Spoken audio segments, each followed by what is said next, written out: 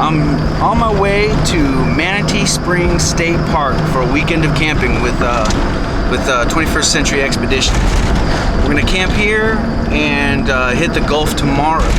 So I'm just now arriving to the park, and I'm kind of excited. So we'll see what we can get into. All right.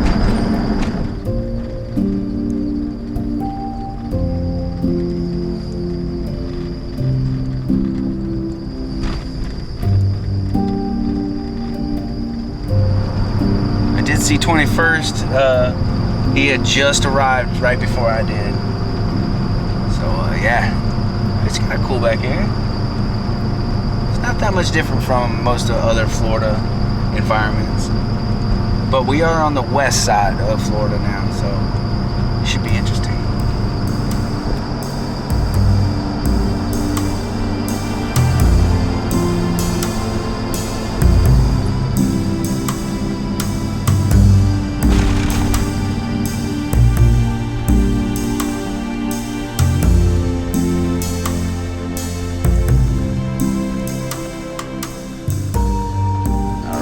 We've arrived. Woo, that was a ride, man. All right, let's get set up because it's gonna get dark fast out here.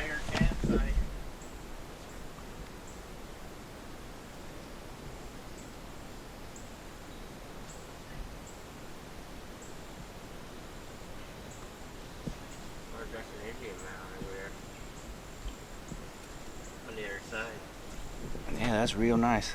I love it when the water's really clear like that. All that algae though is kind of creepy. It's like snaking through there like a creature's tentacles or something.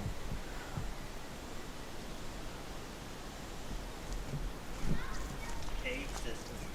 Yeah, that's part of the aquifer, I reckon, isn't it? Look at that. This is a sinkhole that's attached to the aquifer. And the sign says no swimming. It's for cave divers only. I was over here assuming that it was probably because there's a concentration of alligators or something, or I didn't know for sure until I got over here. It turns out it's a super deep sinkhole, very dangerous for just swimming around in. So, but yeah, it's just an awesome natural phenomenon. I'm glad I brought the tent because there's not a whole lot of places to hang the hammock. But yep, there it is. Home away from home. I set it up facing the woods because I want to wake up looking at that tomorrow morning instead of the vehicles back here. It was hotter than that. Same routine as last time. I hit him up and I said, hey man, I don't have much planned for food. All I got is a bunch of freeze-dried packets and a couple of hot dogs. And he says, man, I got plans. So he's cooking it up something similar than what we had last time, and that was fantastic. More like a Swiss. Swiss? Yeah. It's a Swiss meal? Yeah. Okay. French Swiss, Italian Swiss, or German Swiss? German Swiss. All right.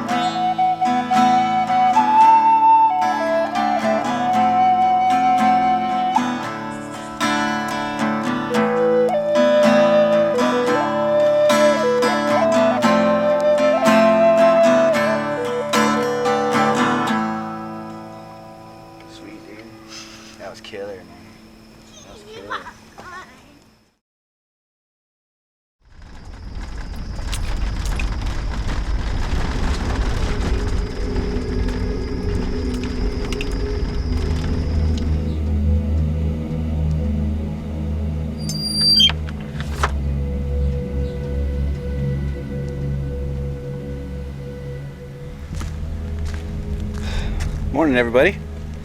Well, this is the start of the day, and it's low tide.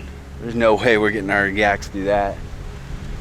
We're gonna find an alternate launch point and see what we can get into. But right now, there's a Indian mound right over here that we're gonna go check out.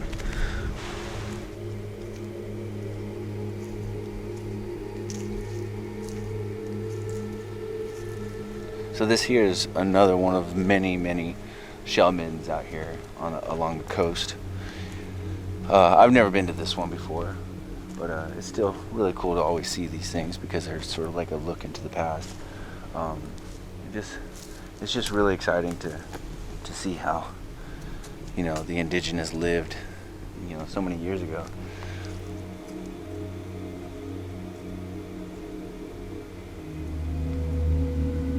Check this out. This here, I just identified it positively as West Indian milkberry, and it says that the berries can be eaten raw and the leaves can be cooked. So this is the first time I've ever seen it, so I had to make sure. They're kind of sweet. Not all that bad. Very flowery, mild sweetness. Probably shouldn't be doing this though. Yeah, it's lovely. Fill my pockets with these and try to see if I can grow them in the yard.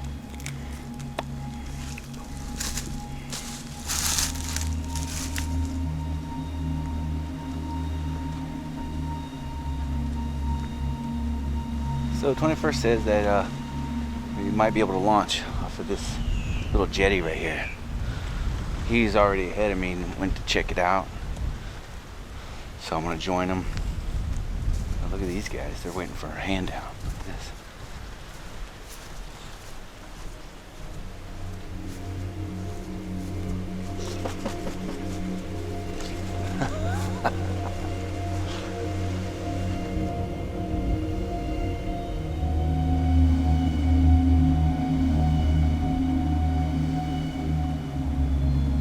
We're still having trouble finding a place to launch. The alternative was no good. It's nothing but mud and oyster beds, less than 2 inches of water all around. So there's no way. So we're gonna go into the actual town of Cedar Key and see if we can launch from there because it'll be in the Gulf.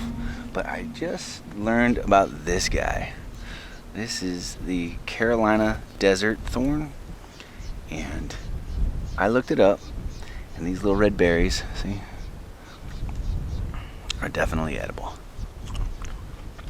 And since we're in this salt marsh here, they're sweet and salty. They taste fantastic.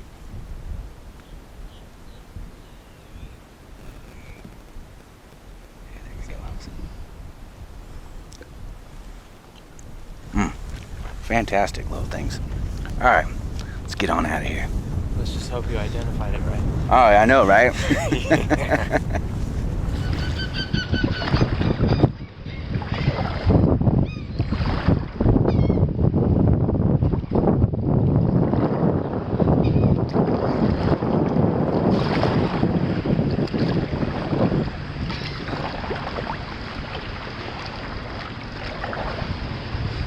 So we're finally in the water.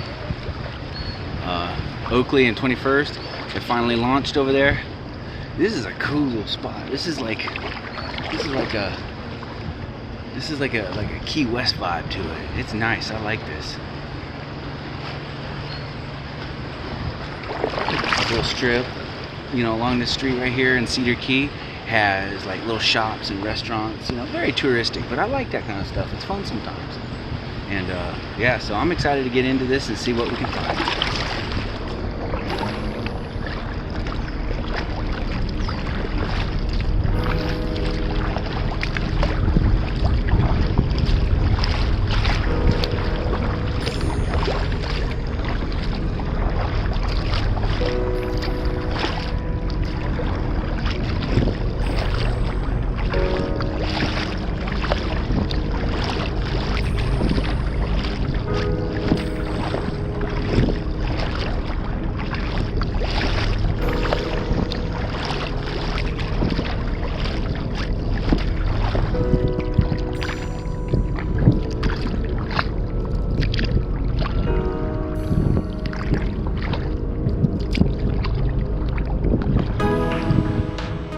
don't know exactly where the guys went.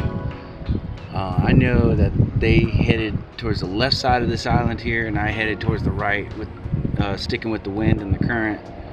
And it also seemed like a more interesting prospect for me to come in this direction. We got a cool little pier up here. We got a nice sandy beach, some oyster beds all around. I don't know what's jumping. It could be mullet, but I'm not sure. It's jumping all around. I got a lure in the water right now. But no, this is really cool. I'm enjoying this. Breeze is nice and cool. It's in the high 70s, and man, I can't complain. I can't complain at all. This is really, really pleasant. But I did spot the guys when I was on the other side of the island. They ran aground onto a sandbar and got out of their boats, walking around in the water. I don't really want to do that right now. I'd like to, get some distance. I want to get all soaked up because the water is kind of cool and the breeze is a bit chilly, so I don't want to deal with that. But there's some interesting structures over here that I'd like to check out.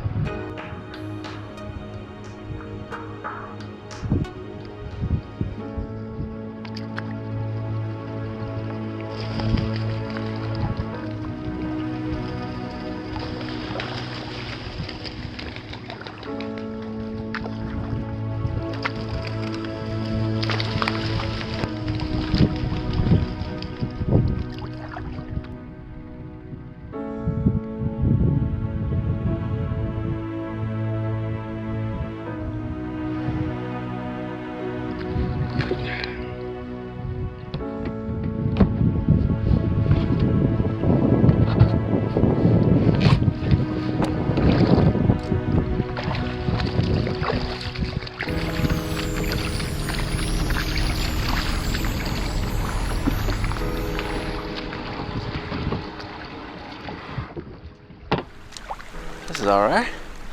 It's that cool pier with all them birds. Those are cormorants, actually. This is really cool. These are part of the Cedar Keys National Wildlife Refuge, and I'm seeing that this is a straight up Indian mound right here. I can see the shells already. This is gonna be cool. Alright, let's see what we can get into. I still don't know where the guys are. They're out doing something. I don't know. But yeah, what I want to do is check out this really cool structure right over here.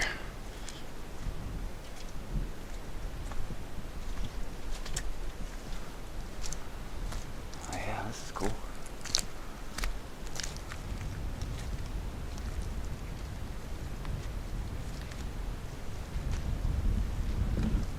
So that clearly is a foundation of something, probably attached to the pier or something. But there's this couple here who explained to me that there's a kiosk up inside this island here that explains the history of this island. So we're gonna go check that out. A lot of times when you find stuff like this, you can look at one of the bricks, and if it's got a maker's mark on it, you can identify like how old these things are by just the maker's mark on these bricks alone. But let's see what we got here. A bunch of iron. So yeah, no markings on that brick. Not on that brick, so I'm gonna go lift 10,000 bricks today to just try to find a maker's mark. I want to take their advice and go inside the island here and see what that kiosk says. But no, this is just really cool. Look at that.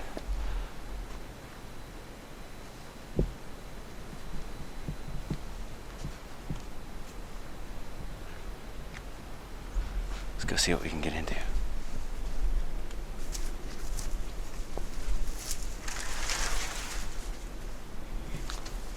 Oh yeah, right here. Alright. Got some really cool information here. Some of the wildlife that you'll see.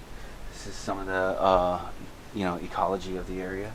This is the history of this particular island. And it starts from 1513 all the way down to 1998. At least when this was, first published. I did some of these, but they get encased in fiberglass resin, so that the print on the inside is forever. But no, they have all kinds of stuff here. I think that this is where we're at right here, and this little spot was part of like a little shipbuilding or something. It doesn't really say exactly what this out here was, but there is a dock coming off of it, so it was part of the foundation for these great big old clipper ships and things like that. This is a huge trading hub for the Spaniards. They ruled here for like 200 years since that first date, the 1500s. And then after that, the Spanish-English wars, and then after that, the Spanish took over again, and then they had the Seminole Wars, and all kinds of stuff going on and on. A lot of turmoil. This was prime real estate for a world power to try to control, because this peninsula, you can control the entire Caribbean from this peninsula. But this is neat. It's pretty wild, big old pine trees. I was eyeballing all these pine trees from way over there. It says I want to get out to that island, and I want to get underneath those pine trees. That's gorgeous. It smells good in here too. Big old cedars, lots of cabbage palm plants and wild edibles everywhere. This is really cool. That young couple I was talking to earlier said that there's a graveyard on the other side of this island, so I want to check that out.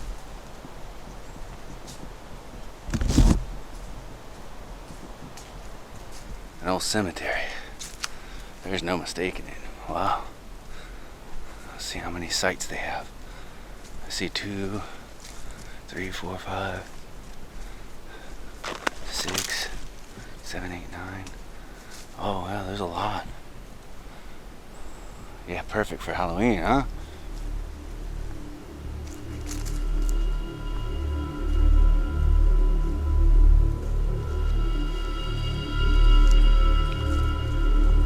Georgia F., wife of J.B. Lewis, born May 1st, 1857, died March 5th, 1884. She wasn't very old.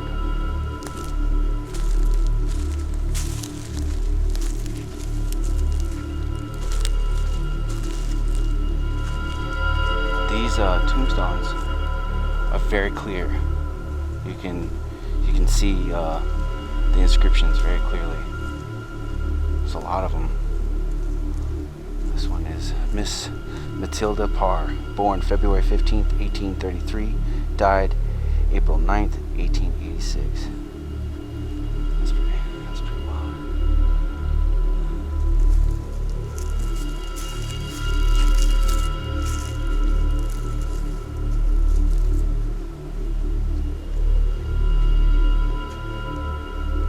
Schmidt.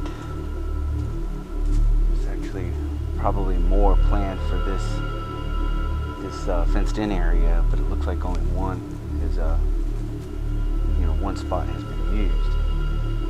That's really cool. That's a beautiful piece of alabaster right there.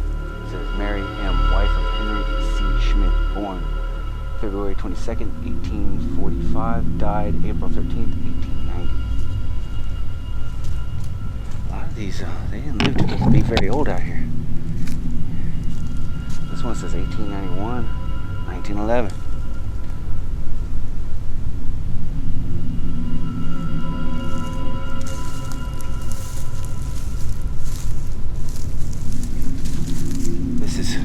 This is really wild. I don't want to linger too long though.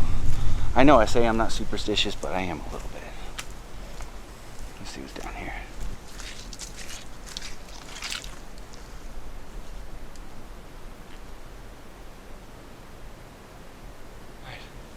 Alright, well, I reached the end of this trail here. I'm going to head back.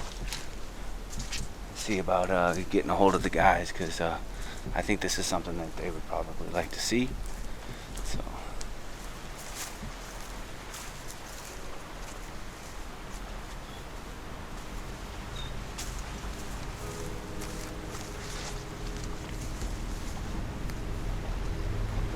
Yeah, that's cool. Walk out to the edge here. Oh, still can't see my boat, but no, that's definitely nice. Let's go out on this peninsula here and see if 21st and Oak are out there.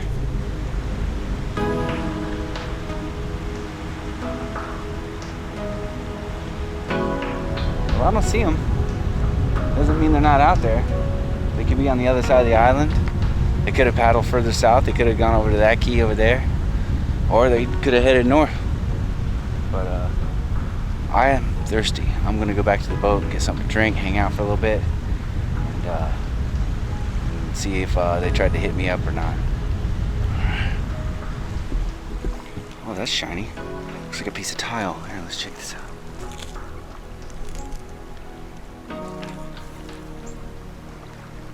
Oh, that's cool. Look at that. Look at that. Let's see if I can get a better shot. Oh, a little blown out there. Look at that. Look at the detail. Oh, that's fantastic. Oh, that's so cool. I mean, that detail is really, really fine. Oh, wow. That's amazing. This could be English, it could be Spanish. Whatever it is, it's very, very fine. Look how thin it is. And, ooh, that's nice. I like that.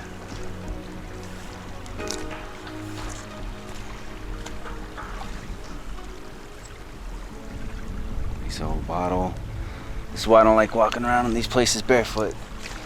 If the oyster shells don't get you, the broken glass will.